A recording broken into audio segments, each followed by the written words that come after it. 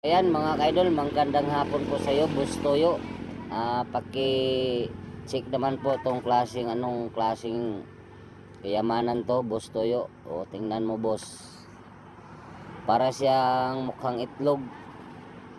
Hindi namin kung anong pangalan ito, pero paki-check naman diyan. Ikaw naman siguro ang may alam tulad dito, Boss Toyo.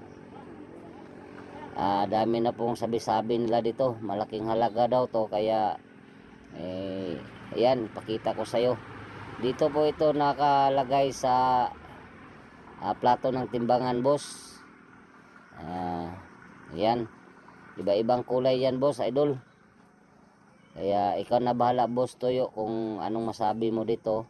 Nandito po lang yan sa Sambuanga, Sibugay. Yan atong ipakita mga kaidol. Yan, tingnan mo, boss. May reflex yan.